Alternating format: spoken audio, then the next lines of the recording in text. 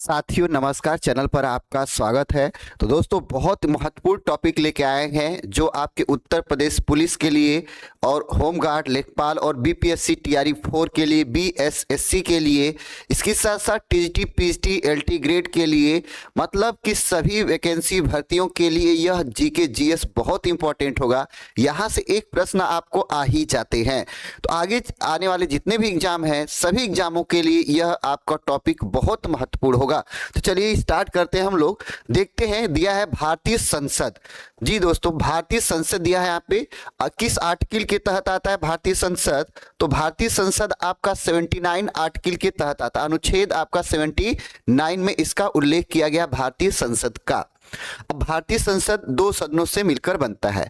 एक आपका आता है भैया राज्यसभा, जिसको उच्च सदन बोलते हैं। इसके सभापति उपराष्ट्रपति होते हैं। वर्तमान में सीपी राधाकृष्णन जी हैं।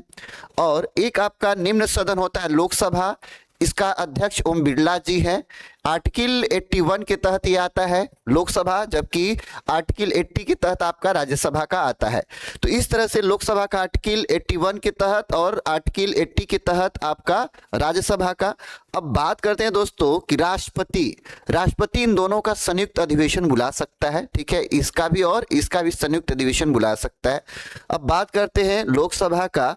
तो वास्तविक सदस्य, अधिकतम सदस्य कितने होते हैं इसके? लोकसभा के अधिकतम सदस्य कितने होते हैं? 550। और वास्तविक सदस्य कितने हैं? तो 543 होने चाहिए। 550 ठीक, लेकिन है कितने? तो 543। अब ये सदस्य कहां से आते हैं?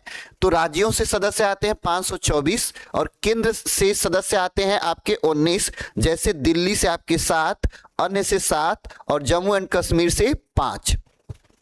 तो इस तरह से ये सदस्य इसके आते हैं भैया। अब बात कर लेते हैं हम लोग राज्यसभा का। तो राज्यसभा में अधिकतम सदस्य कितने होने चाहिए? 250 होने चाहिए, जबकि वर्तमान में कितने अब हैं आपके? तो 245, मतलब 245। मतलब वास्तविक सदस्य 245 और अधिकतम सदस्य जो होने चाहिए 250 होने चाहिए। चलिए अब बात करते हैं मनोनीत सदस्य इसमें कितने आ सकते हैं राज्यसभा में? तो 12। और निर्वाचित सदस्य कितने होते हैं? तो 238। और वास्तविक में इस टाइम कितने हैं? तो मनोनीत में 12 हैं। मनोनीत में इस टाइम 12 हैं और निर्वाचित कितने हैं? तो 233 हैं। अब बात करते हैं दोस्तों, ये आते कहां से हैं? तो 225 राज्यों से आते हैं भारत के, और बाकी 08 मतलब 8 आपके केंद्र से आते हैं, जिसमें दिल्ली से 3 आते हैं, पुडुचेरी से 1 और जम्मू एंड कश्मीर से 4। यूटीएस लिखा है, यूनियन टेरिटरीज इसको स्टेट बोलते हैं, अर्थात केंद्र शासित राज्य से आते हैं। तो ये था भैया आपके संसद के बारे में बहुत शानदार जानकारी। यहां से एक प्रश्न आपको मिलता है, ये ध्यान रखिएगा कि इसको हम उच्च सदन बोलते हैं और ये आपका लोकसभा निम्न सदन होता है। इसका कार्यकाल 5 वर्ष का होता है। लोकसभा का कार्यकाल 5 वर्ष का होता है, जबकि राज्यसभा का कार्यकाल कितने वर्ष होता है?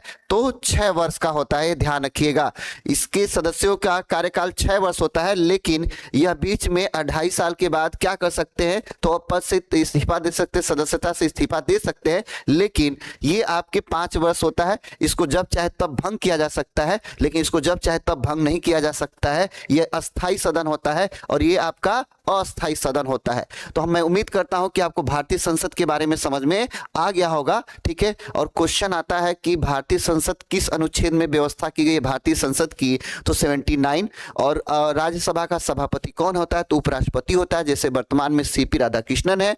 और लोकसभा का अध्यक्ष कौन है वर्तमान में? तो ओम बिरला है। ठीक है, आर्टिकल 81 के तहत।